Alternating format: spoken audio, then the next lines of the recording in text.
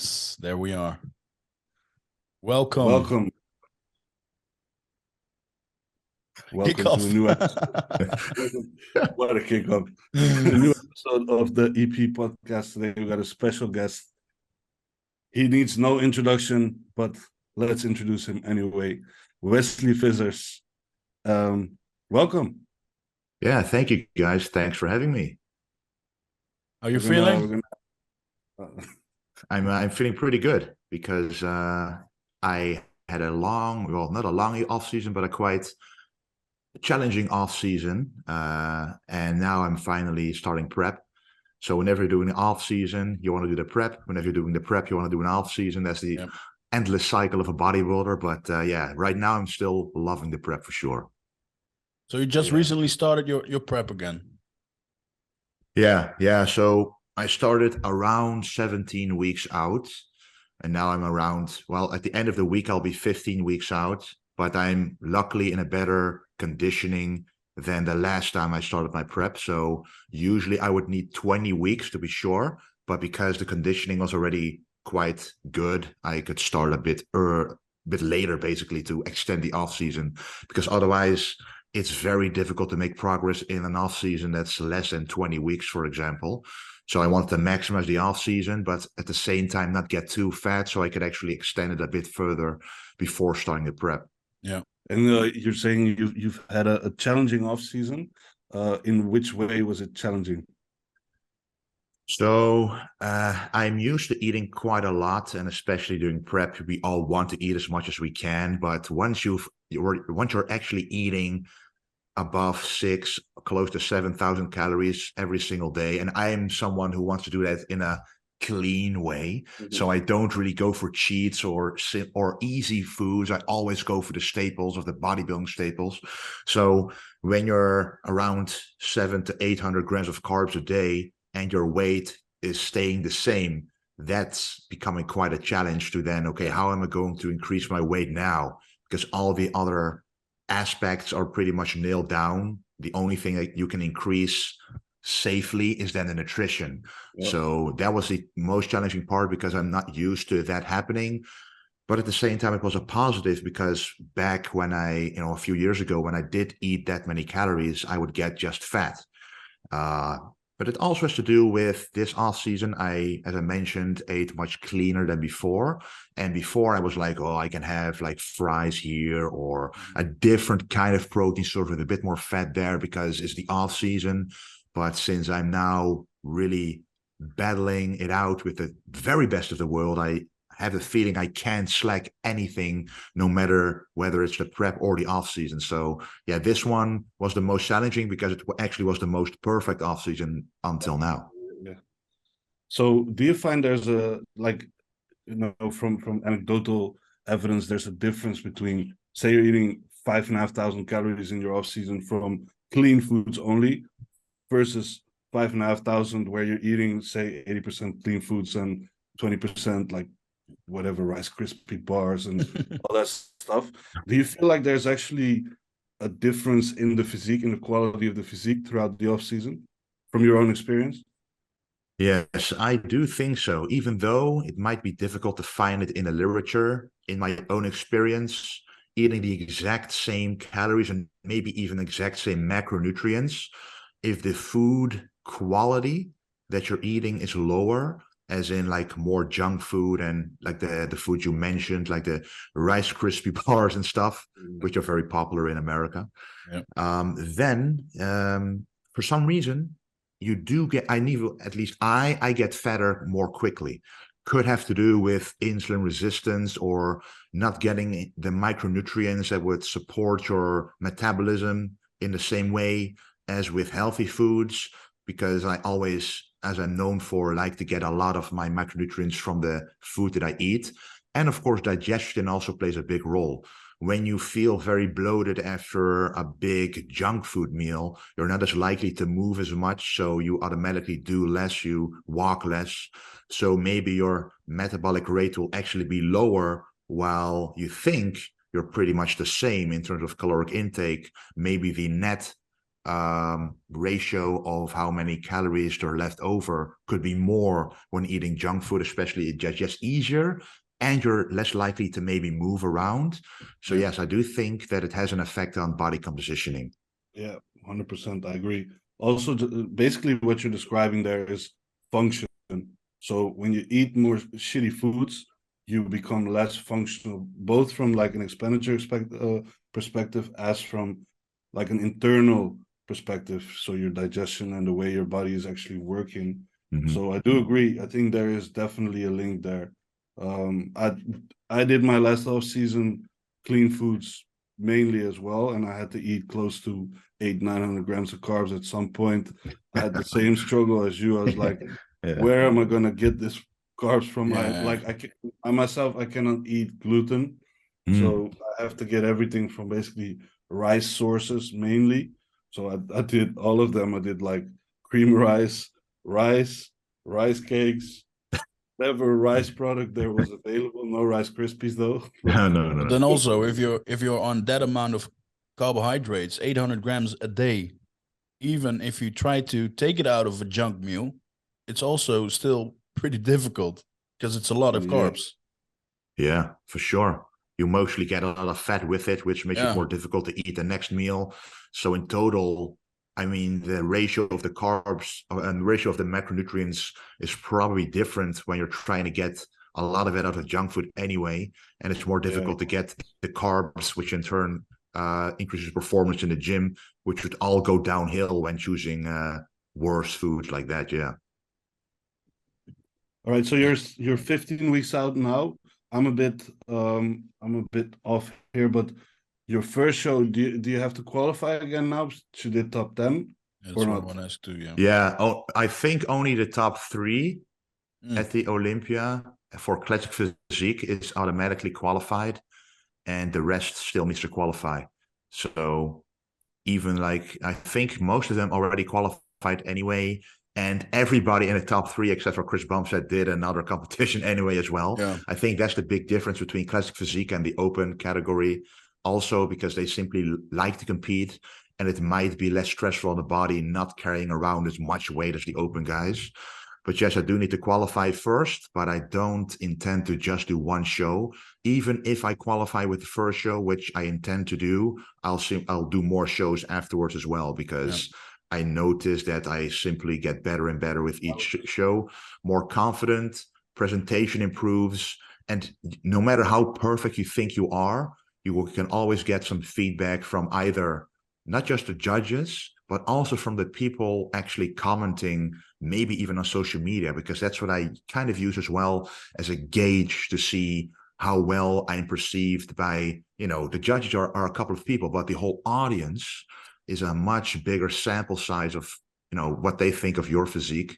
And in my own experience, sometimes the judges put me in a position that is different from what the audience expected. So I do have experience with taking value in both the judges' feedback, but also from the audience. Sounds logical, definitely. And the part you mentioned there about doing more shows because you enjoy it, obviously, then you're also improving show to show, right? Is what you said. I think that's actually a big part of it. If especially if the shows are like 2 or 3 weeks spaced apart, where you get that sort of quick rebound from the show in the first week, and then you dial it back in and you get even sharper whilst staying fuller, even though the weight doesn't really change that much. It's crazy what the body can do in such a short period of time, actually. Yeah, I think even especially the first show, because then you lose all the stress and the nerves and the cortisol from the first show. Because last year I did the All Classic UK and I got third, because I was holding, according to the judges, a bit of water, which means a bit too much fat, to be honest. But I only had 6 days to compete at the Yamamoto Pro in France to qualify for the Olympia. And I looked way better there, and only 6 days. So I kept dieting, going very low. But as you mentioned, you do have that high those 2 high carb days that I had before the Arnold, which kind of boosts you already. And then you automatically go straight to your diet, lose all the water weight from the stress, and then go load again. And then you get that rebound as well without the extra water weight. And then you look a lot better. And as you say, the weight doesn't even change as much, but you do look a lot better. Yeah, that's crazy. But that's also something you see much more often, right? So people 1 week out, they do a big refeed just to get back up to the glycogen and stuff like that, deload, stress management, just to get that better physique. Yeah. I think that also is the ideal scenario, because every time that I want to do something like that, you're like, well, I have some time left to burn some more fat, so why stop now? Yeah. And that's scary. Happens almost it happens almost every time that you don't want to stop at the diet yet, because you're like, I can still do this. I'm still looking quite full, but I still have some fat here and there. And especially at the level that I'm doing it, you simply cannot be shredded enough. There's always someone, especially if you guys know him, Michael the Bull, for example. I mean, first of all, it's impossible to get his kind of conditioning for me, because that's, let's be honest, also genetically a big part of it. I was actually talking with Callum about that, especially that guy. He was saying the same. It's like at some point there, it's the way his body balances out fluid, his skin type. It just those factors at some point you cannot influence yourself just by dieting more, or that's just the look you get, basically. Yeah, it's just amazing to see those pictures. Like we did the same show the first time at the All Classic, and you see that picture like 1 or 2 days out, and you're like, well, okay, I'm not going to be the most shredded guy. Let's just focus on other things. But yeah, on stage, then my personal strength would be the fullness and in my eyes, like the real dominant classic look, basically, to try and outmaneuver guys with better conditioning. And luckily that happened at the Olympia. But yeah, it's always a daunting image to see someone that shredded, knowing that it's literally impossible for you to get that shredded and retain your fullness, basically. Would you say you have more issues with staying full, or more issues with getting shredded, just genetically? And more getting shredded, because when I try to get shredded, I lose the fullness, and then I have nothing, basically. That happened at the 2019 Oral Classic, where I went very, I digged very deep for the conditioning. And backstage, I couldn't even really get a good pump anymore, because we went so low. The loading process didn't really do much. And at the same time, we were too afraid to load too much, because you want to show that extra striation. And then when you're on stage and almost 6'3", then you need that fullness, because otherwise you will look too stringy. I did look very conditioned, but still those shredded glutes weren't really there. Everything else was shredded, but if you don't have the shredded glutes and no fullness, you're not winning at any of the fronts in bodybuilding that could be a winning package. And then, you simply don't win. Yeah. And could it be like, in this case, your glutes didn't show striations simply because you over-dieted and weren't able to fill out and actually push the muscle out to the skin that much? But shredded glutes is not really classic, right? No, that's a big discussion that's a big discussion that I always have, because I turned pro with trunks that were not allowed, literally not allowed in the rule book, to show the glutes. My coach even said, well, just pull up your trunk a little bit in the side chest, and then you can show the conditioning, because from the side my glutes are very conditioned. Yeah. But you weren't allowed to do that. But now it's almost all about the glutes. Yeah. If you don't have the glutes, I mean, the top 3 is almost the top 3, because they have big and shredded glutes. Shredded glutes, yeah. So, yeah. Yeah, the judges almost still... I felt like sometimes classics being judged, especially on the higher level, as being judged as bodybuilding, basically. Who looks the most like a bodybuilder and still fits within the weight cap. At some point, I was thinking they were almost judging that way, versus like, okay, what's actually classic? Who's the But biggest I don't know. bodybuilder and still fits normal clothes? Yeah, it's of course they can always have the best example, which honestly is the best guy right now, Chris Bumstead, as #1, and no one can argue that he isn't the best classic physique at the moment. Even though he's not perfect, he still manages the best balance of everything. He has the size, the conditioning, the proportions, and the stage presence, the small waist, so everything he has going for him. But yeah, there are some guys, even at the Olympia level, who, in my opinion, don't really look classic at all, and still place, win pro shows, because otherwise you can't get to the Olympia. Yeah, I was actually talking more about like those qualifying shows, and especially here in Europe. If I look at the last season, I followed some classic shows there, or like qualifying shows, and I just followed the classic part of it. And I was like, yeah, it looks more like a bodybuilder to me. Like just fits within the weight cap, but he looks like a bodybuilder, to be honest.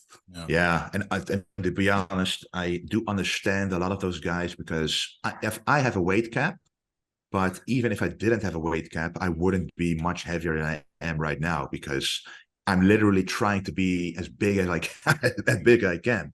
So it's not like I'm purposely holding myself back to fit the weight cap. It's in the back of my mind, knowing there's no use going to like 300 pounds in the off season, because you can't hold on to it anyway. But even if that's in my head, I can't even reach that weight. As I mentioned, even with the food that I'm eating, I'm not getting that heavy.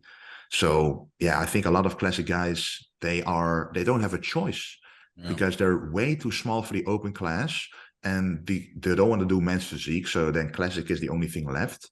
And yeah, but some guys still are not fit for that category. I agree.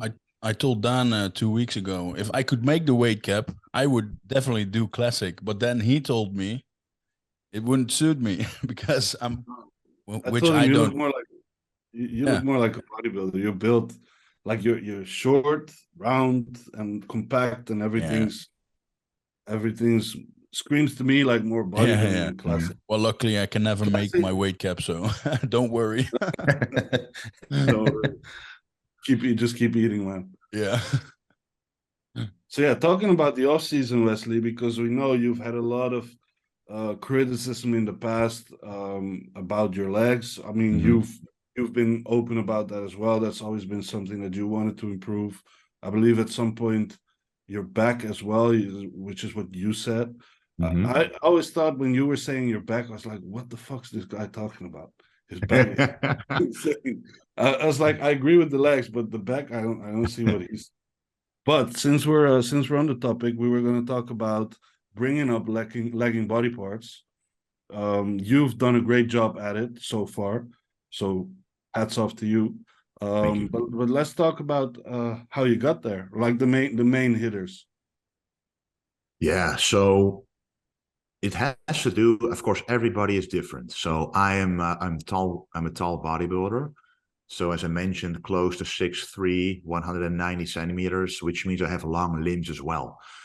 But as almost every beginner, you think at the beginning of your career, oh, my legs, they're already big enough, so I will focus on my upper body first. And then in a few years, when my upper body catches up with my legs, and I'll train my legs. But that's pretty much the biggest mistake that I made, because then all of a sudden you're a pro bodybuilder. Yeah, but for a while I squatted as much as I benched. That was at the very beginning. We're talking about in between 14 and 17 years old, so it's still very young. But lastly, I saw Chris Bumstead squatting 260 kilos at 19 years old, so that does explain his dominance in the lower body as well. So the sooner you start with that, the better. But how I worked on my weak points primarily, it's first of all, of course, looking for movements that agree with your own anatomy, which means I have, if you follow me and you watch my stories, you know that I love the belt squat, for example. So the belt squat, it's a belt around your hips, basically. So it pulls from the hips, and the lower back is not impaired or not stressed at all. But when I do a back squat, the amount of height of wedges that I would need to use to go full depth and not tire out the rest of my body is just insane.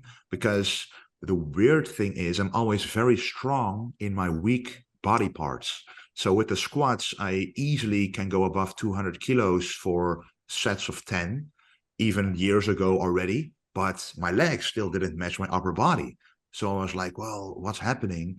I noticed that I had to rest, first of all, for a very long time in between sets because it took my lower back, my upper body so much effort to maintain balance during the squat that it turned into a full body movement.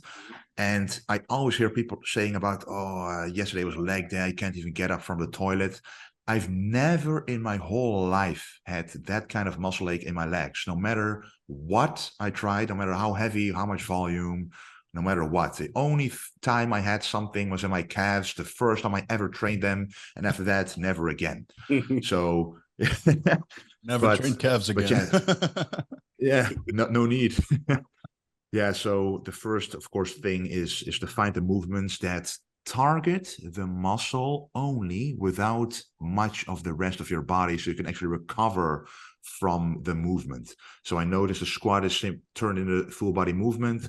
My lower back, I got injured quite frequently, which means every few months when I went too heavy on a leg press or a back squat, for example, my lower back tweaked and I couldn't really go heavy anymore. So it was kind of a cycle through and through that I never could really maintain a good leg workout for a year straight without having to drop the weight again and stuff.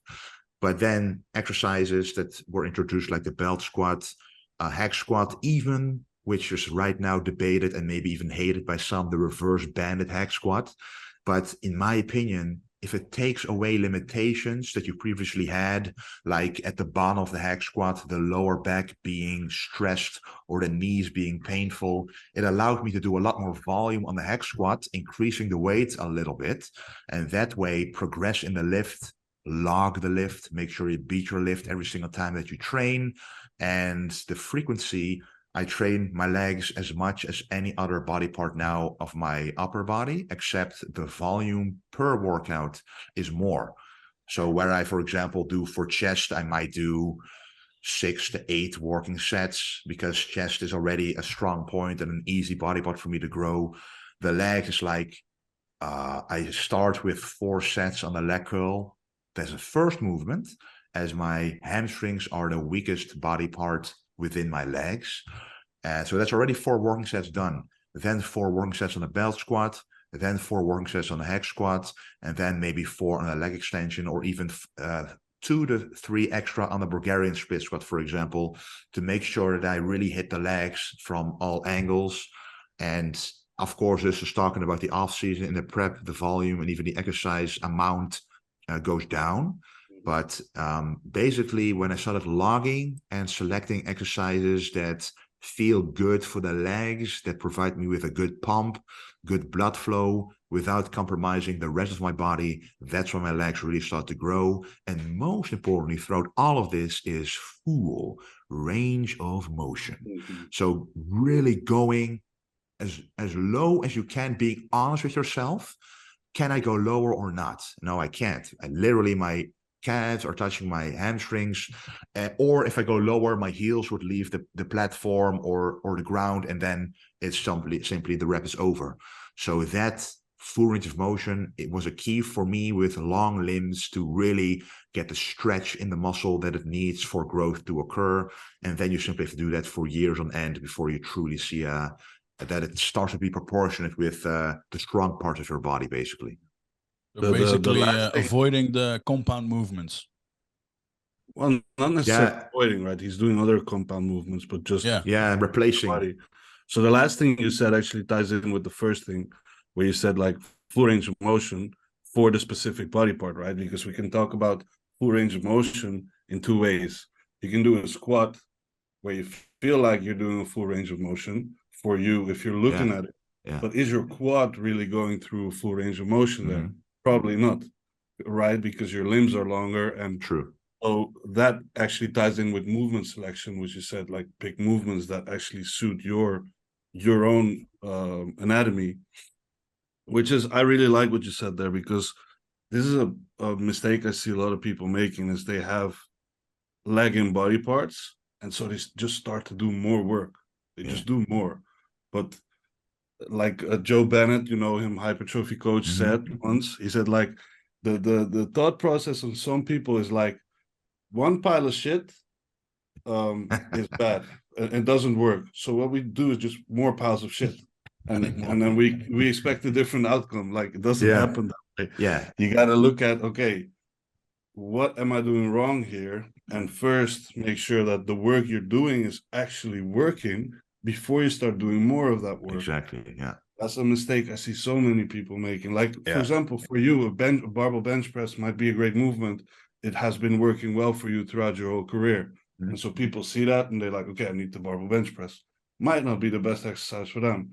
Their chest doesn't grow. They're like, okay, I'm going to do it 3 times a week now. And then it still doesn't grow. And probably they get used belts and maybe some injuries and stuff. But this is something very important. So to anyone who listens, if you have lagging body parts, maybe look at, link up with some biomechanist or a movement specialist, someone to look at you and who can tell you like, okay, this is a movement that works well for you probably, and then start practicing that and get better at it. Make sure you actually, like Wesley just said, be able to feel the muscle at some point.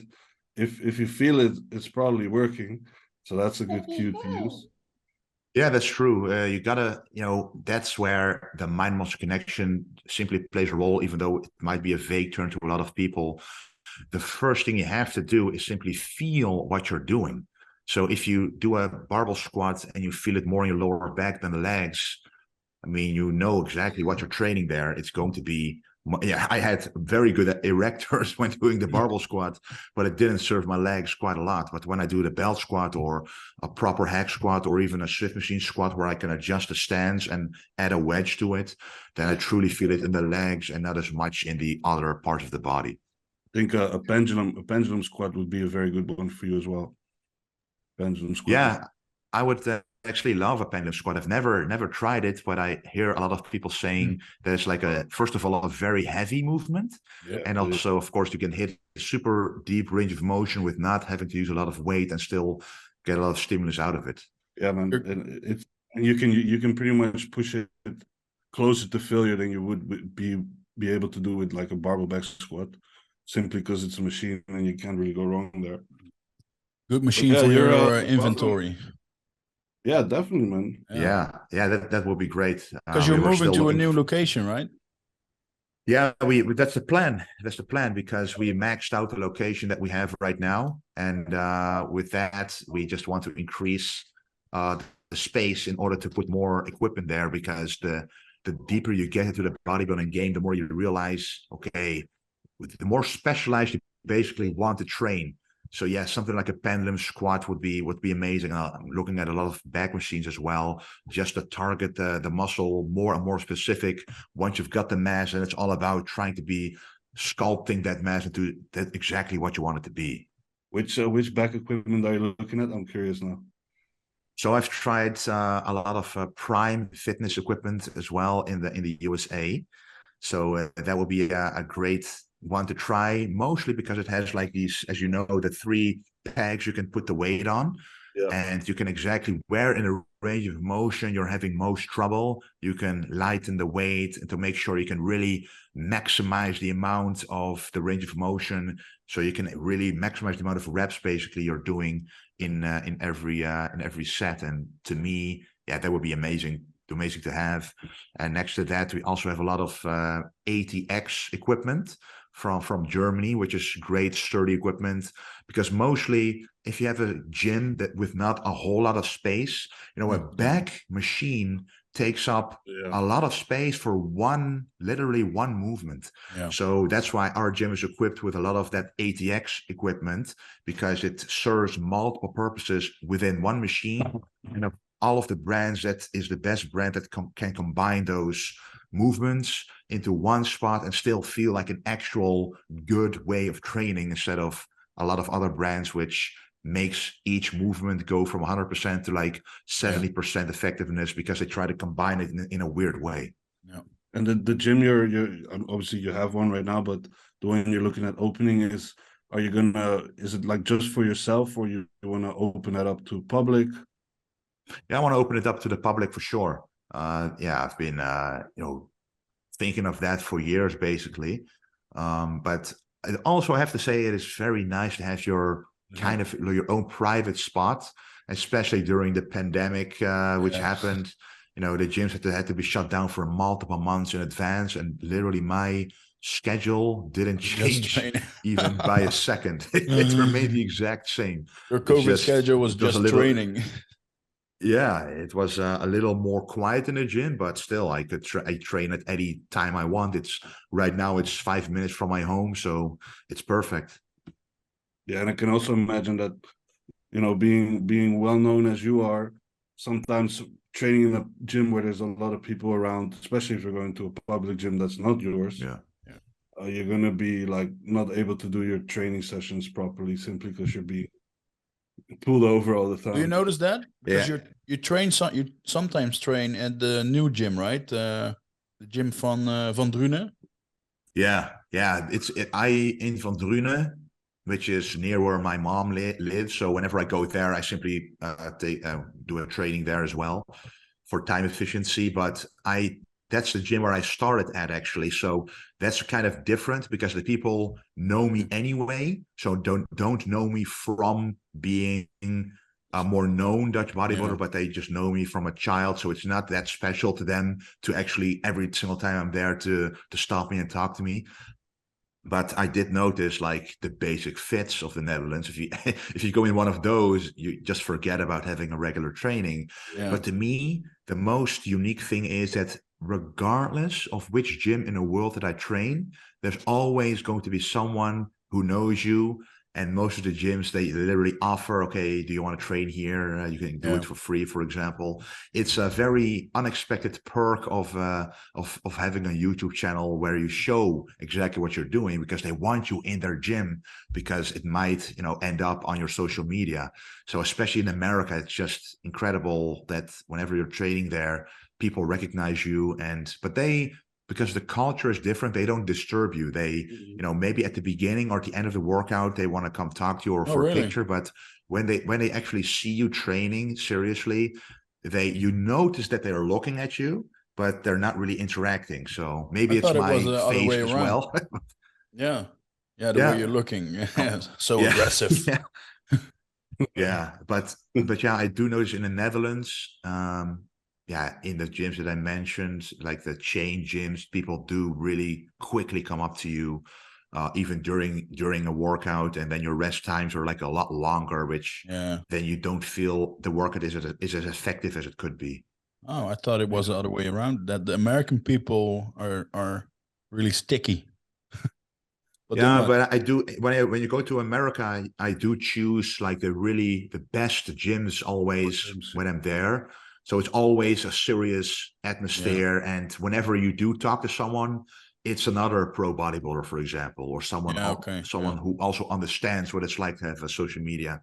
So I rarely go to a chain gym in America, for example, where normal people would be. Average Joes. So your next show, right? Is it going to be across the pond, or is it going to be here in Europe? First in Europe. So I'm going to do the European Pro in Spain, Alicante. Oh, nice. Which Alicante is nice. Yeah, man. Yeah, in 2021, I wanted to do it, but I already at the Portugal, the Mr. Big Evolution, I think it was called in Portugal. So we actually drove from the Netherlands with our own car and our son Dexter. I remember who was at that time like one years old or something. So we drove there in the car. So we did pass France and Spain and Portugal, which was a very nice experience. Very good memories about that. But this time I want to go to Spain first. So it's going to be very interesting depending on who is going to do that competition, how that's going to go. All right. And any shows in the States planned after that? Nothing yet except the Olympia in the States. The next competition besides the Olympia, of course, will be the R Classic in Ohio. I've already done that once, but that was back when I still wasn't at my best, basically. I think right now I have a decent shot at a very good placing, even at the RL Classic. So that's probably going to be the next American show besides the Olympia that I'll be doing. Nice. Do you feel like there's a big difference? I'm sorry if I'm hitting you with too many questions, man. Between the shows in the States and the shows in Europe, even like on a pro level, the way they're run, the way they're judged, and all that. Well, since I've done a few shows in Europe, which are like if they are in Poland or something, then yes, the shows are smaller, they're run differently, still pretty good, but not compared to the bigger shows. But also Two Bros Pro, in the pro show that I did, the pro qualifier that I did to win my pro card, that was run really well. It was actually held in the Olympic Stadium where the Olympic Games were held previously in London. So it was a huge, basically backstage. The backstage was like multiple, it was like multiple auditoriums together, basically. So everybody had like 10 meters in between per people, basically, even though it was a very busy show. So that was great. And the other one, of course, in Birmingham, the All Classic UK was also run very well because, of course, it is an All Classic and there are American judges there, American, how do you call that guy? Well, Sean Ray was there also, by the way, to announce the guys, I think. So there's a lot of people from America who help to run some of the shows in Europe if they're bigger. But yes, in America, I, of course, did then the Olympia, which is a whole different beast altogether. But I did the Chicago Pro there in 2018, which was also run very professionally. But you do notice if you do go to America, you're pretty much going against only Americans, at least when I did it. So when you go to Europe, no Americans at all. They're not going to come here because they have so many shows over there. So it's always, do you want the challenge of going to the USA and, you know, as a foreigner, basically trying to beat all the American guys? Or do you want to stay here, less stress, less travel time, same time zone, maybe even, and simply win your pro show here and then just go to America for the Olympia? Yeah. That's what worked best for me always. Yeah, like it's strategy wise, it works. Yeah. But I believe that, like, obviously I can't talk from experience here, you do. Just competing in America is just fun altogether. As in, you get the whole trip, you get the culture. It's so big there. Bodybuilding is very alive. I would personally love to do it. Like, I was even thinking about trying to do a pro qualifier in America, which is even a bigger challenge, obviously. Yeah. For sure. Yeah, you're totally right. I mean, I love America. That's first of all. I always wanted to go to America, even as a little boy. And then I finally went there to actually do a bodybuilding show and then winning the show. That was, and I can't even describe the feeling that you then have. But the trip is amazing to go there. The open roads, the amazing cars, the supermarkets, like, everybody there says bad things about Walmart. But when we from the Netherlands go to a Walmart, it's an amazing candy store of food for us. So things like that, really, that's the things you remember because they're so different from a small country like the Netherlands, that it's so big and open. And like you're saying, the culture, you can walk around there in your tank top and you do get remarks, but they are all positive. They're all giving you compliments. Whoa, how long are you training for? Well, you must be very regimented, but in a positive way. And we have other experiences in the Netherlands. Let's just say definitely. I one time walked in New York and I went to a protein house to get a shake and some protein bars. And then I walked out and a dude turned around and he said, "Whoa, man, you look like a pro wrestler." And I'm exactly. like, just out of the blue. Guys like that, Yeah. I was, the most shows I did were always at the most American places, like Las Vegas, for example. Like when you're walking around in Las Vegas, like in your tank top as a bodybuilder, with like sunglasses on, like almost a Terminator, basically. You get a lot of, not only about being a bodybuilder, but also about being like a movie star. They want to go with you on a picture, not because of your muscles, but because of like the vibe and appearance that you have in Las Vegas. And they're like, oh, that must be someone known you look or like special. a Hollywood star. Because, yeah, exactly. And that's a very different environment and feeling that you can ever get here, for sure. Yeah. Yeah, that's what I was thinking. Like doing American shows just for the experience. Like strategy wise, I agree it might not be the best thing for us, but yeah, it's hella fun. So yeah, for sure. Yeah, can't. So Wesley, how do you look at your professional career in terms of when you were a hobby bodybuilder? Yeah, I still remember the day that I asked my parents if I'm allowed to do a bodybuilding show. Because to make a long story short, I never thought I could do a bodybuilding show because I was simply a hobby, not even a bodybuilder. I was simply doing basically weightlifting and lifting weights in the gym. To add to that, we asked the Instagram people some questions, and someone said to me that you have a history in gymnastics. Is that true? Yes, I do. Oh, really? Look, yeah, I did gymnastics for 4 years, and I noticed that out of everything, I like the most to hang in the rings or go on the bridge and do like dips or pull-ups or anything related to strength. That's what I found interesting to do. But yeah, it did bring you like an athletic base and strength, because, you know, as I was very young back then. I was like 10 to 14 that I basically did that, I think.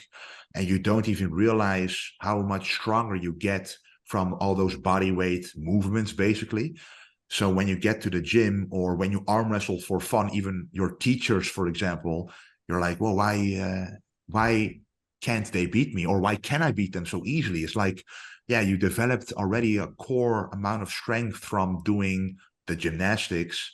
And after that, going to the gym to further the muscle growth from that strength went quite quickly. So, of course, when you're training for the first time and you're already quite strong and then building muscle quite quickly on top of it, it becomes fun quite quickly. But I never thought that I could ever do a bodybuilding show, because I thought you have to be Ronnie Coleman or Jay Cutler to do something like that. So someone offered me free coaching. He told me, if you're going to do a competition, I'm going to coach you for free to the show. And yeah, then you might even win. I didn't expect anything but doing your first show as a junior and then winning the overall. And back then, I wanted to do the first show naturally as well, because I wanted to kind of prove to myself. I was still very doubting, should I even do this? I was kind of doing it for fun, so it wasn't serious to me.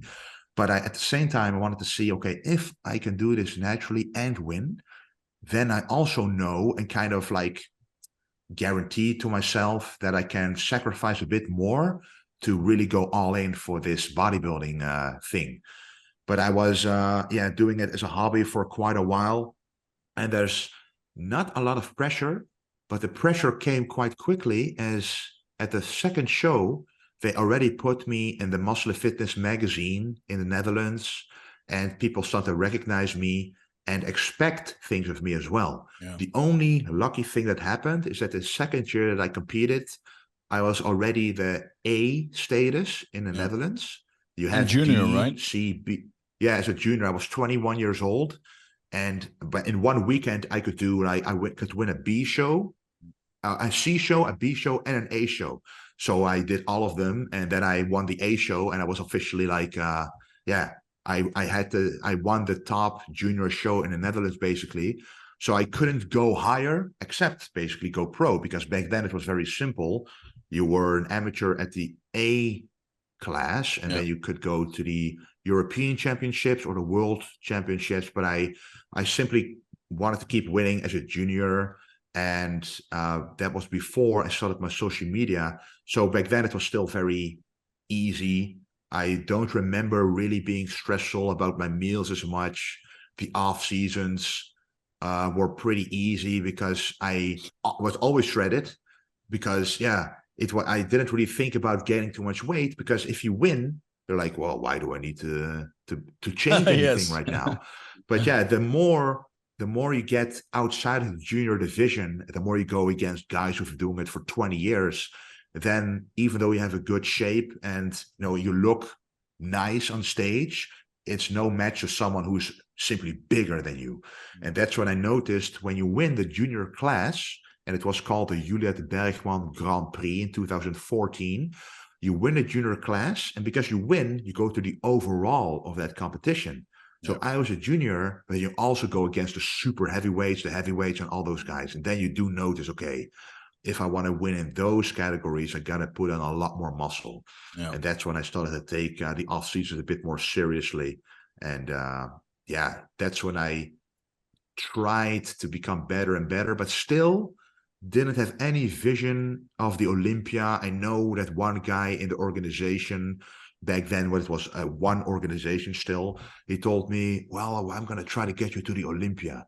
So every time I did a Dutch show, he tried to teach me the ropes a little bit about bodybuilding internationally, trying to give me opportunities to do.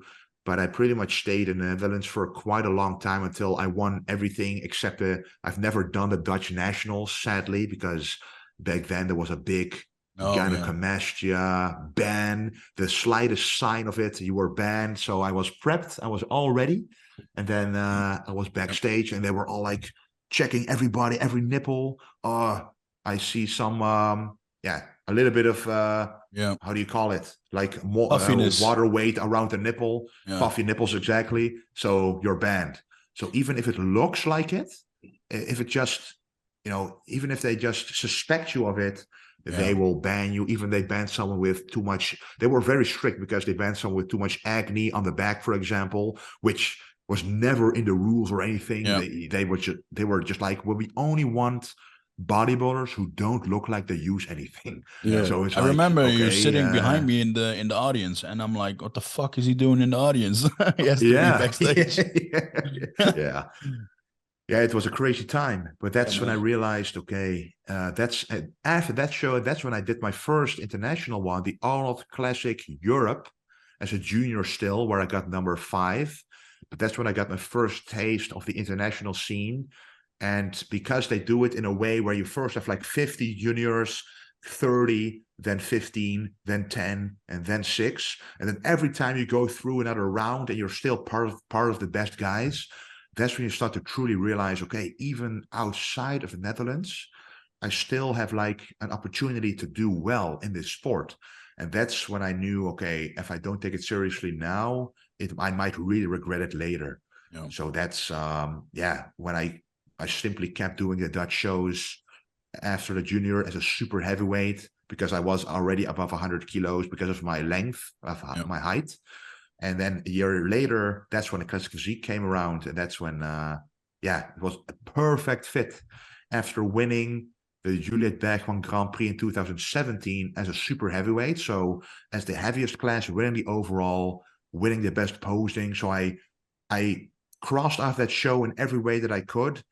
And then they announced, hey, we're going to do the first classic physique show in London next year. It was perfect. That was the start basically of the pro career. Yeah.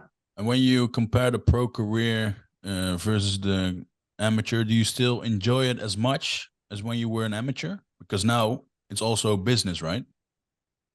Yeah, exactly. It is business, but I think it's like there's two sides of the coin to that, because even if it wasn't my career, because you get more knowledgeable, you know what you can do wrong, it's still more stressful regardless of if you make money or not, because back then I didn't even think about much. If I just looked good enough, I did the show and I was happy. But now I know exactly, okay, my training has to be perfect like this. I have to log my lifts. I have to beat myself. I have to stay as strong as at the beginning of the prep. I have to eat exactly according to these macros, these foods, these supplements, this protocol. Everything has to be perfect, which automatically makes it more stressful, because the freedom that you used to have goes away, because everything you have now is at home perfect. And the moment you go away from your home environment, it becomes more difficult and automatically more stressful, because you don't have those tools that you have perfectly set up at home. Yeah. So, but yeah, having it at a career is secondary, because I started my social media, which actually gave me the opportunities to make money indirectly from bodybuilding, because it didn't really matter whether I won or not, as long as I showed my journey, my progress, and my process, and showed the workouts that I did. Then people were simply buying the clothing, watching the videos, and you get monetization through that.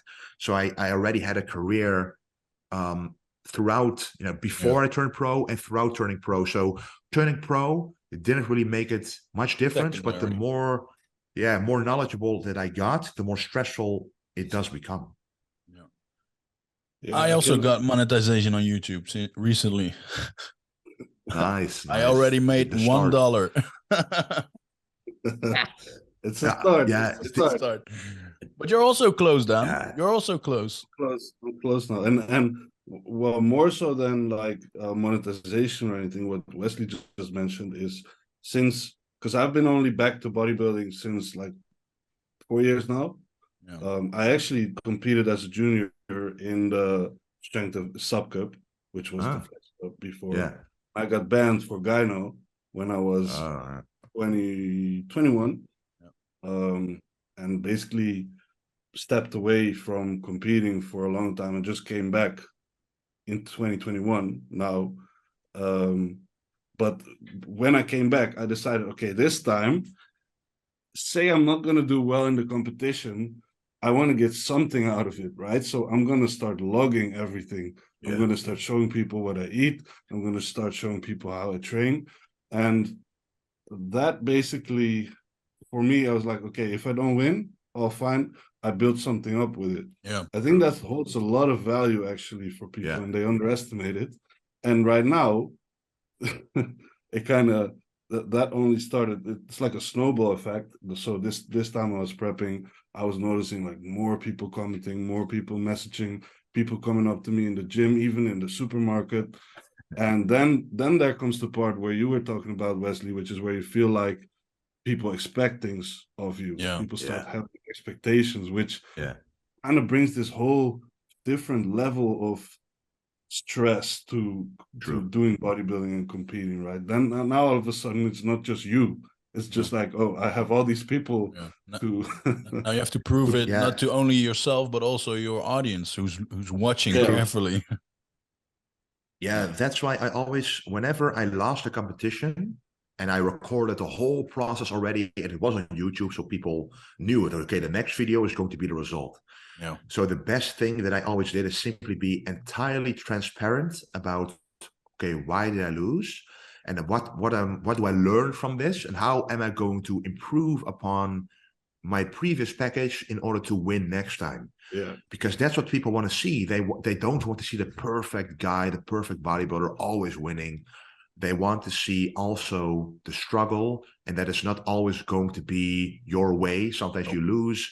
And then I remember the guy that I beat. The guy that beat me at the show. I look at his physique side by side with mine on video. I was doing a live commentary as the video played, and I was like, yeah, he simply is better conditioned. Look at this pose, his side chest he's doing it better. His presentation is better. I simply named off all of these points, and instead of getting a lot of feedback about a victory, I got even more positive feedback about the whole fact that I was being humble and transparent about it, and they supported me even more, and they wanted to see me do well even more. Yeah. So yeah, exactly. More pressure. But the most special memory that I actually have is when I won my pro card and then did a pro show. I won the pro show and I went straight to the Olympia in the first year. People, of course, then the hype was amazing for me because they were like, oh, wow, he won everything. He's going straight to the Olympia. Yeah. And back then, Chris Bumstead was number 2. And because me and Chris at that time were both like young guys on YouTube, I had way more subscribers back then, which right now is a very different story. But back then, it really it looked like to people, whoa, he's gonna come and beat Bumstead. Yeah. And they were actually commenting on his videos, saying, "Oh, watch out, Wesley is coming." And it brought. I remember that. And when we actually were at the Olympia, at the meet the athletes, or basically the registration where we all have to weigh in, he came up to me and said, "Well, oh, we finally meet in real life." And he actually had to acknowledge the fact that so many people were mentioning this to him. But of course, he got second and I got number 14 that year. And that's basically the difference. Is only this year has been, a little bit smaller, but Yeah. that was still a very special time because you were lifted up so much by the community. Yes, it's a lot of pressure, but also the belief in you, it does give you a lot of motivation as well. You're like, whoa, I can actually do this. He's number 2 in the world, and people are already saying that I can beat him. And they've watched all my videos, they've watched the pictures, they've seen everything. So if everybody says you can do it, why not? You really start to think about, whoa, maybe I can. Yeah, and that's when you realize if you do 4 shows in a row, after a while, your body is starting to deteriorate, especially when you don't have the experience or the knowledge how to, combat that, basically that fatigue. And that's exactly what happened the first year. But it's something beautiful. We have to acknowledge that as well. Like, we talk about the pressure, but yeah, being in a position where you're carried like that and where you're celebrated like that is truly something special that we should not forget. Like, yeah, that's why the famous quote, I think even Chris himself says it: pressure is a privilege. Yeah, that the moment that you feel pressure, that means that people are actually caring about what you're doing and your result, and that already is a victory. Yeah, in my opinion. Definitely. So looking at obviously you're a pro, you've been in the pro league for how many years now exactly? 5 years now. 5 years. Yeah. You turned pro from when there was still one federation here in Holland. Then thereafter there was the whole fiasco and split and everything, and now there's 2 federations. One of them is slowly going in a different direction. Yeah, we saw something new today. Fading away. Yeah, some new rule again. And then obviously we have the NPC now, which is people are starting to go that route because that's the way you get to the IFBB Pro League. How do you look at amateur bodybuilding? If we're looking at Holland now, right? Because we're all from the Netherlands. How are you looking at the level of amateur bodybuilding? Are you aware of the level, or are you not that mixed in anymore with the amateur bodybuilders? Well, I used to, of course, be a lot more involved. I pretty much knew everybody back in 2017. And actually, I think at the end of 2017, or maybe the beginning of 2018, that's when the split happened. So I had to write an official email to them, which decision, because they were asking me, okay, what are you going to do? What are you going to do? Because I had to make a choice, and they knew that show of the NPC was coming to Europe for the first time. So I got a lot of backlash from that organization when I chose the NPC. But then luckily I proved them wrong in the same year by actually standing on the Olympia stage, which them themselves told me they were going to make happen for me. So it's like kind of ironic that I ended up there, even though they were very critical of my decision choosing for the NPC.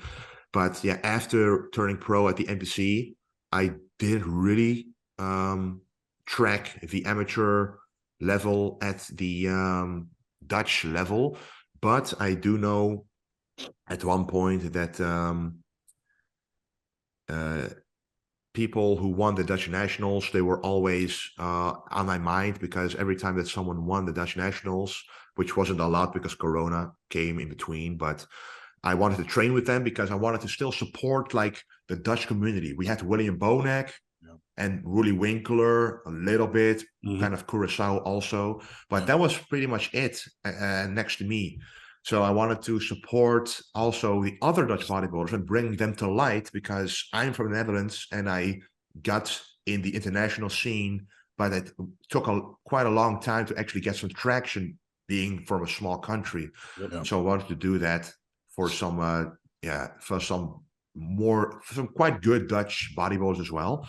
But it was pretty cool to see Lorenzo Leeuwen, who recently won his pro card. Last weekend. Which was amazing because back when I competed in the Netherlands, he was a junior and I was a junior, and we were very often like compared and see, oh, who's the best junior of the Netherlands? And we never ended up competing. Do a guest posing together, right? Yeah.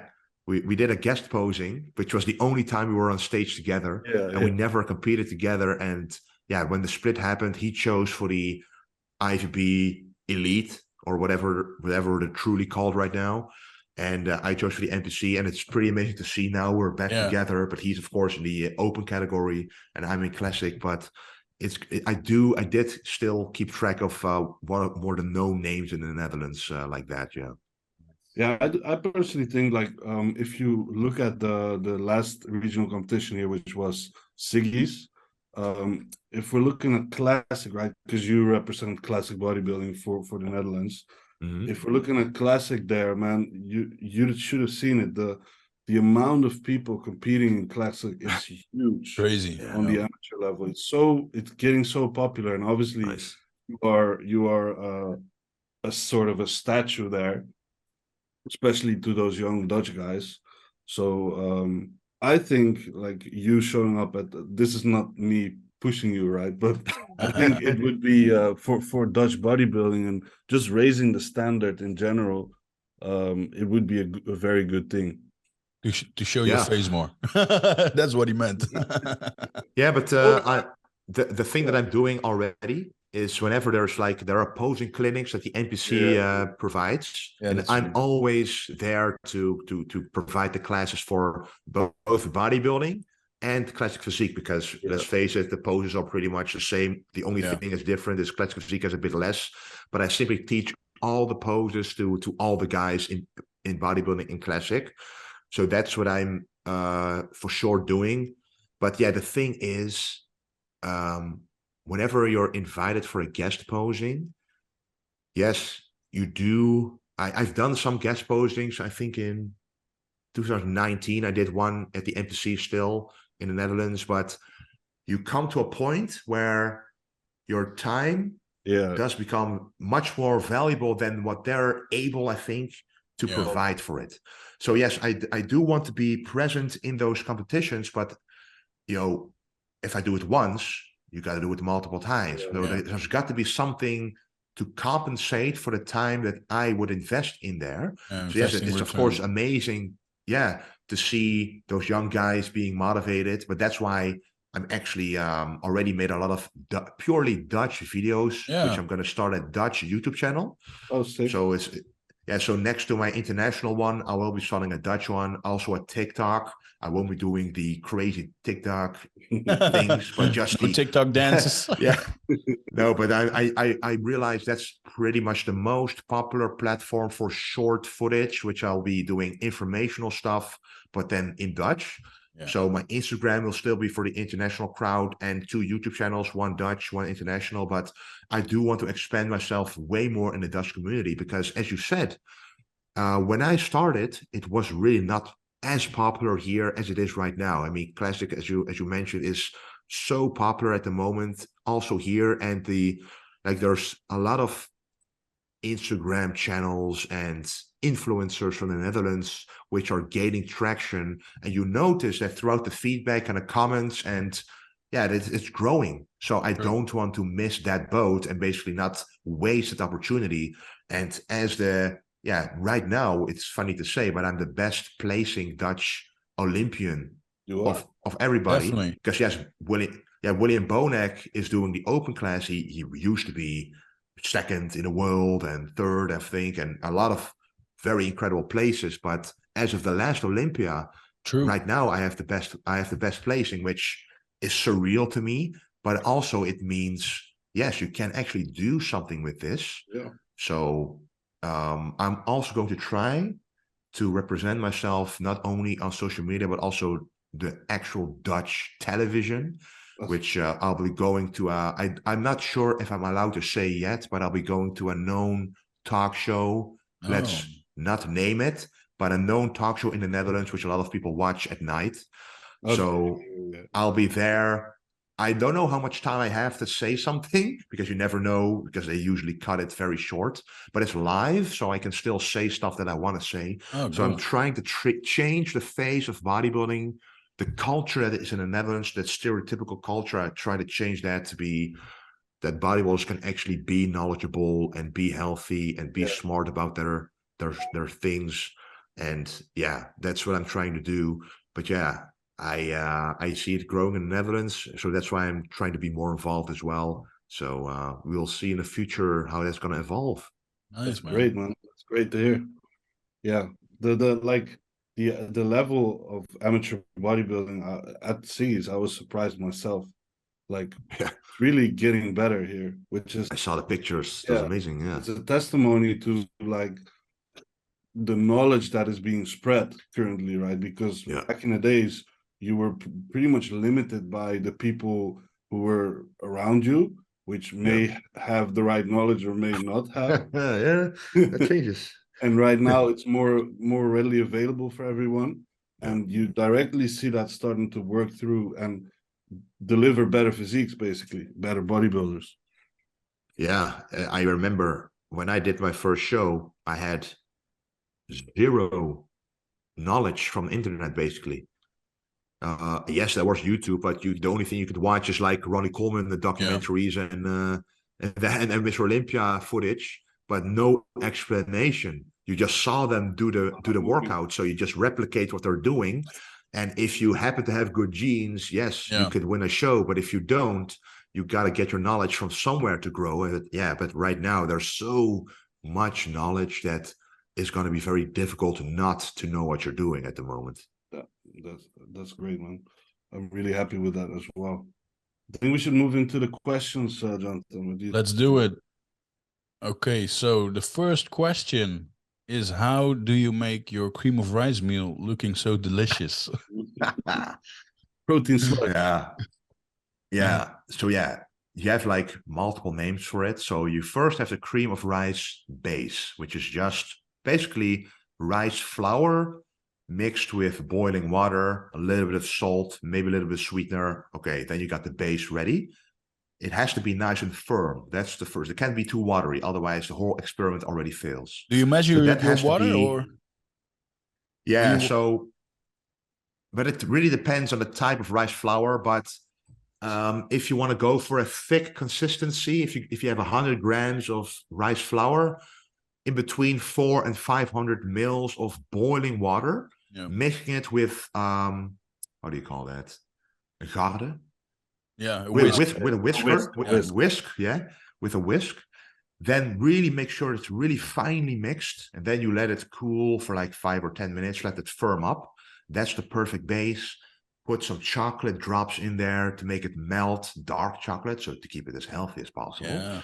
On top of that, you put some frozen berries or fruit of your liking. So you create like a cold layer to prevent the topping, which is the whey paste, whey sludge, whatever you want to call it, whey frosting on top. And that then it keeps its consistency because of the frozen layer below. Because the moment that it touches the hot cream of rice, it starts to hydrate basically and starts to become watery. So the type of whey really does matter as well. With whey isolate, it's going to be more difficult. So with a whey concentrate, at least it's going to be nice and thick.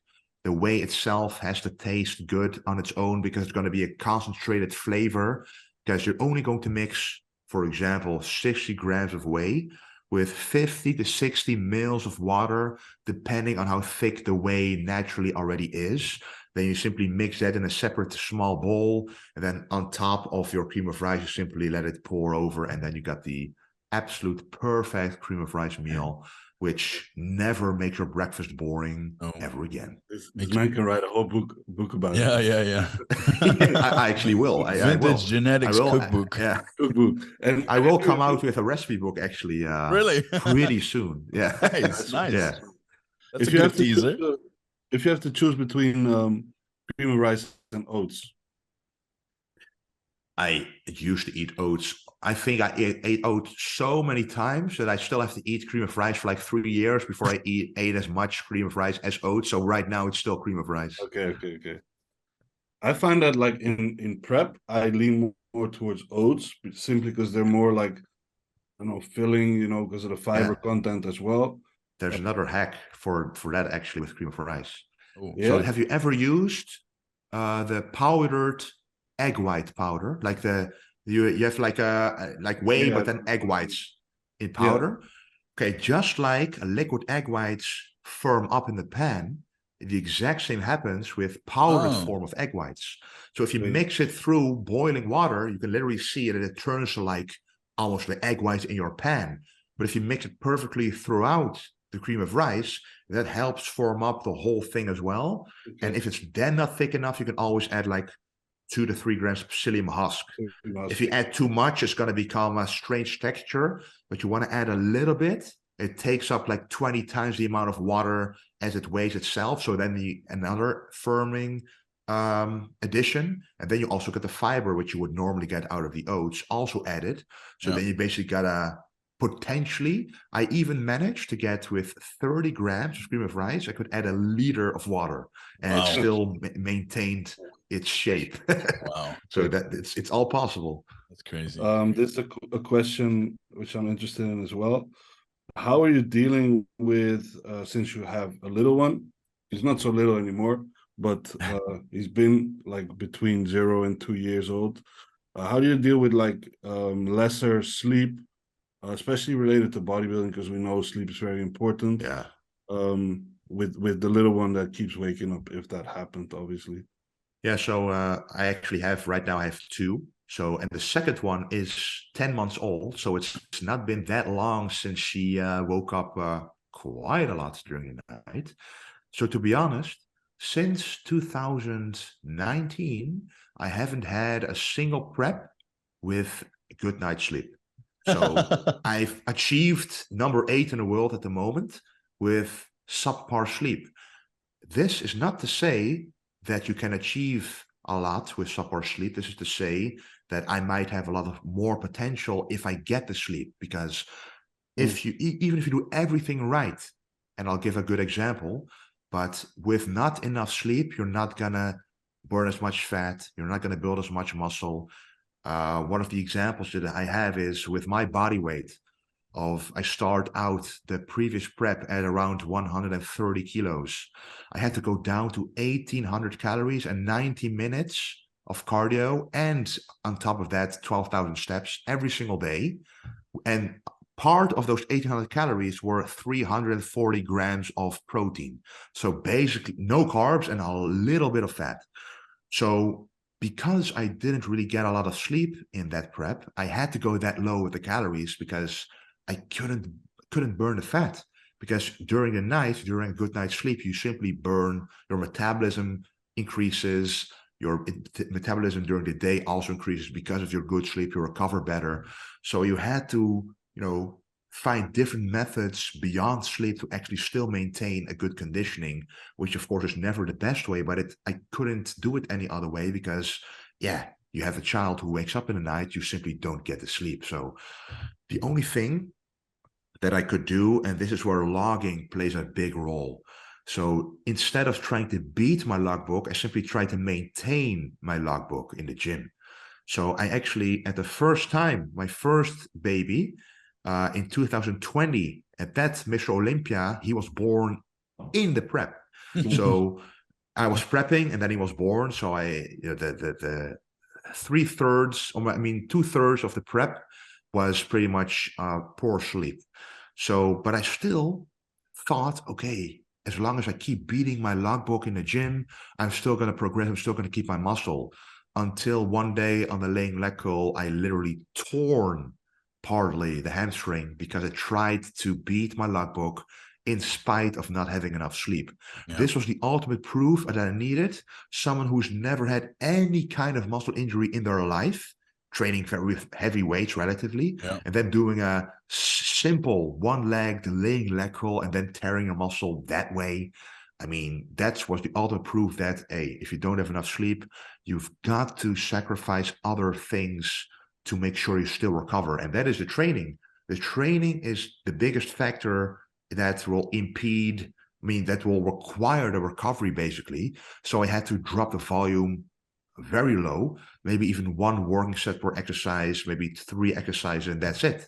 But I knew in my head also, you only need 1/9 of the volume that you grow at to maintain your muscle if everything is stable. Of course, you're in a caloric deficit, but at the same time, we're also using PEDs to maintain our muscle mass and to maintain our hormones to produce better metabolism and better muscle protein synthesis. So in the back of your mind, you know, okay, I have a lot of things going for me, but I can't push anything too much because otherwise I'm going over the edge and my physique will simply either keep hold on to a lot of water, not burn fat or anything like that. So the only thing that I could do is if I could sleep during the day because when you get a baby, they always sleep a lot during the day as well.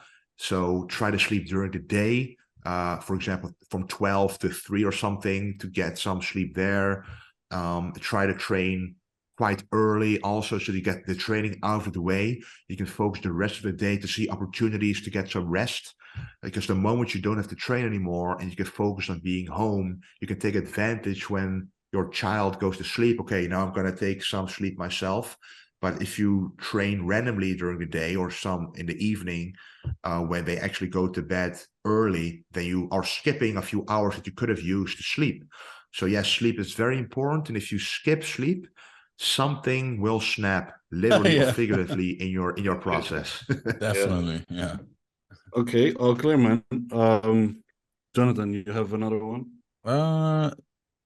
Let's see. Do you have a strategy or tactic to get into the top 5 this year of the Olympia if you qualify? Yeah. And are you gonna do something differently opposed to last year? Yeah, so basically the off season was different in terms of what I mentioned, truly focusing on getting only the right nutrition in, but also focusing a little bit more on muscle groups that I noticed were the weakest compared to a Chris Bumstead, an Urs, a Ramon. And yeah, that's what we talked about before. It is the glutes. Yeah. It is, if when you do a back double biceps, my back can handle even Chris Bumstead, for example. If you stand side by side, the backs can be compared, but the lower body, that's where it all changes. Yeah. His mass in the glutes, like the hamstrings, the mass, the 3D effect that he creates in that pose, even in the twisting back double bicep, like that Arnold used to do, the mass that he has in his lower body is simply literally twice as much as I have. And I think that when I focus more on the glutes and the hamstrings, it will be easier, as Dan mentioned earlier as well. If you get more fullness and more muscle in an area, you will earlier and sooner see striations and conditioning in that muscle as well.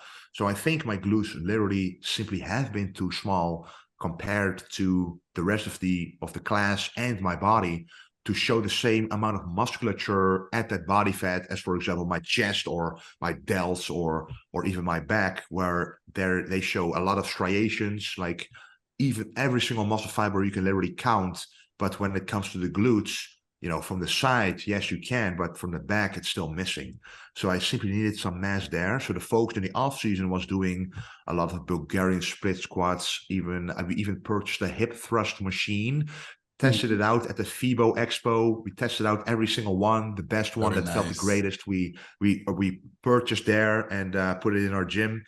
So we did make some investments to ensure that we focus on the weaker muscle groups, and even perfecting the leg curls and putting a bit more volume in there because it's an isolation movement, so you can allow some more volume there and simply feel out and see in the logbook whether you're still recovering, getting stronger in that particular exercise.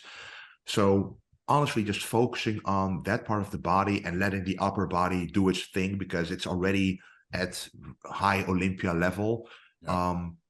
And the conditioning, because right now I told my coach, my coach is Stefan Kienzel, and I told him, yeah, we can go quite low in calories and quite high in cardio, and I'm not losing any muscle. So we are now more confident in going lower sooner rather than waiting and being afraid, oh, if you go this low, maybe we're going to lose fullness. No, I didn't lose fullness at all. I actually looked my fullest ever on stage at the lowest amount of calories, simply because I managed the training better and the fatigue better. So yeah, starting even earlier and going even deeper sooner in a prep, managing fatigue that way, and that way I'll be sharper, better, weak muscle groups, and I hope with that package that'll bring me over some guys and hopefully in the top 5. So just going back on the training part here, are you doing any other hip hinges as well, apart from the hip thrust? Yeah, I'm actually on the belt squat, which is a versatile movement. I also do a Romanian deadlift. Okay. The reason why I'm not doing it with a barbell is it's too fatiguing for my lower back. I think my posterior chain is too weak for the amount of weight that I'm able to lift, because I can keep putting weight on, but at some point it's like, oh, I can literally feel my lower back starting to give out and my hamstrings are still able to push this, because I'm so used to pushing a lot of weight on isolations, and yeah, they're just a strong muscle group, even though they're not as big as they could be. So, but I recently went from also the Romanian deadlift on the belt squat to a unilateral Romanian deadlifts on the Smith machine, which takes away the stabilization and it takes away the amount of weight you have to lift, but you can still really go deep in the stretch for the hamstrings, and also with the glutes going back up again, using the glutes to go back up basically. And that feels really, really good. And not to forget, because this is something I feel like people who focus on their legs forget a lot of the times. Like, you know, the famous saying, people want to grow big arms and they say like, well, you got to train your tricep because it takes up the biggest amount of your arm. People who want more dominant legs from the front shots, right? If we're looking at side shots, we're looking at maybe hamstrings, obviously quads there. But if we're looking at the front, a huge part of it is also your adductors. And people forget that. They're like, they focus on the quads so much and forget about the adductors, which the adductors, if we're looking at your legs, Wesley, they were always criticized for being straight, right? Yeah. Straight quads, not a lot of roundness there. If you look at someone like John Jewett, for example, John Jewett has straight quads. His quads are literally straight, but his adductors are massive. Just because of his adductors being so massive, his legs look round and full. Because like they're pushed out that way because of the adductor size. So I think that is a very important aspect as well. And if you're doing deep hip hinges like the single leg Romanians, or even the Romanians with the belt squat, the adductors are getting hit pretty hard as well there in a deep hip hinge, which will also serve you very well, I believe. And what do you think about the adductor machine? So literally isolating the adductors by pushing it together. Yeah, I mean, it has a place, definitely. I feel like my adductors grew most because I'm great at squatting. I'm built for squatting. And if I do a squat, I feel my leg 360. Nice. I feel my quad. I feel my adductor. I even, my glutes, maybe a little bit of hamstrings, but not that much. But what was I going to say? Adductor. Oh, yeah. I feel like if I do heavy squats, I don't really feel the need to do the adductor machine next to it because my adductors are pumped to fuck. But if I do a hex squat or a pendulum, where the adductors, because there's not a lot of hip shift there, right? Because you're supported from the back, so your hips don't shift back a lot, so the adductors don't play as big of a role. Then I do add in the isolation as well, just to get the most out of it. But that's also with glutes, right? Same thing. When you don't squat, you need to add in a bit of glute exercises, for example. Yeah. Well, with the belt squat, you'll hit the glutes. Yeah. Hit the glutes with the belt squat. Wesley's doing. Also depends on like your anatomy again, as in like how hip dominant is your squat. I think Wesley's squat is pretty hip dominant, as he mentioned, he's getting low back issues, so his hips probably travel back a lot. But I feel like, yeah, adductors, if you can put some meat on there, especially if you have straight quads, that's going to do wonders for your physique. Yeah, for sure. That's what I've tried to focus on as well by simply going full range of motion. Simply, I think John Meadows, who unfortunately passed away a couple of years ago, but he also mentioned if you want to train any specific part of your leg, simply go as deep as you can, and it will grow. Yeah. So sometimes you don't have to be as thoughtful or think too difficult about something. Just go through full range of motion and you'll hit it. Yeah. And then you gotta listen a little bit to the mind-muscle connection with how wide your stance is on some movements to see if you can hit the adductors a bit more. But yeah, I fully agree that the isolation movement is nice, but I think with the big heavy compounds that'll grow the adductors the most. I think you with your unilateral RDLs, you hit them pretty hard there. Yeah, I really do feel them. It's like, am I now hitting the hamstrings or the adductors? It's like it's almost like one big thing that you're feeling. Indeed. And if you're talking about back shots, like what fills up the legs from the back is also mainly adductors, right? If you really want, then that's a really I'm sure you've seen it or maybe even tried it yourself. You can either push your hips forward and squeeze your glutes, or tilt your hips back and show your adductors. The messed up thing is that if I push the glutes forward, I get a bit more striation in the glutes, but the adductors, they go like in front of the legs. So they're like invisible. But if I push my hip back, it like widens my leg twice as much, but it becomes harder to focus on the contraction of the hamstrings and the glutes. So it's always like a trade-off there. Yeah, I played with that a lot, man, actually, but I found a way to combine both. It's a happy medium, because you're focusing on squeezing your glutes forward, right? If you're tucking your hips under, but to get striations on the glutes, you don't necessarily, I found, have to push them forward. It's more so you can contract your glutes inward as well.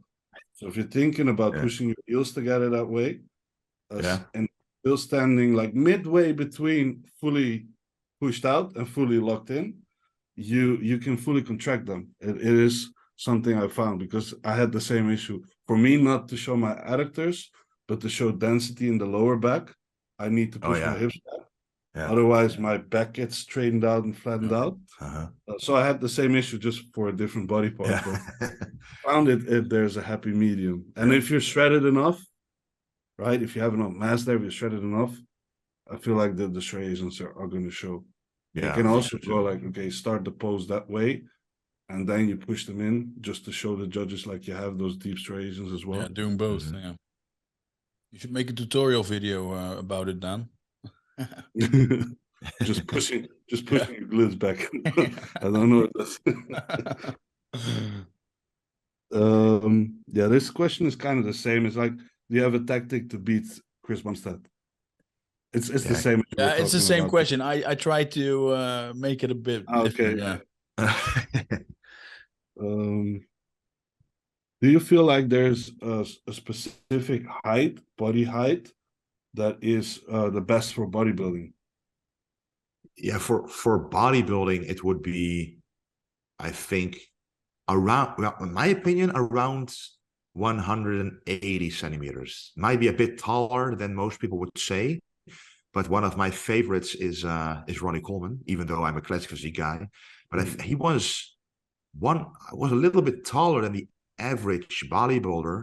But when you then get that much muscle mass, you look unbelievably massive on stage. So, and Big Ramy, I think, also isn't short. I mean, I saw Phil Heath in real life, Jake Cutler, they're all a bit shorter. But Ronnie Coleman and Big Ramy and guys like that, with just a bit more height and that amount of muscle, you take up the whole stage basically. And that's, in my opinion, then, the ideal height if you can put on the muscle with it. Okay. What does your bulk versus cut look like? Do you change your diet and exercise and training, or is it pretty much the same? It's pretty. When you're cutting, What changes is that the diet plan truly becomes very rigid. So you won't, not even 1 gram differs. But when you're bulking, when you're putting in accidentally 10 grams more rice, you're like, oh, whatever, I'm bulking anyway. And even, but I do add, like when I'm bulking, I do add more avocado oils and oils in general, like fats more, to just increase calories without too much volume. And the moment I start cutting, I literally throw away all the oils just to maintain the volume of the meals. Yeah. And training pretty much stays the same. The only thing you change is based on your recovery needs or your recoverability. You adjust your volume, but exercise selection, intensity, and all that pretty much stays the same, right?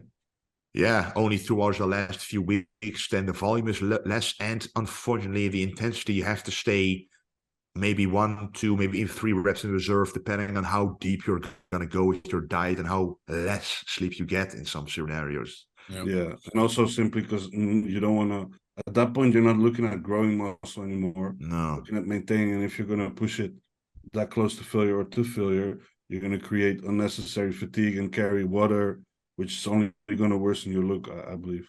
True. Jonathan, you have one?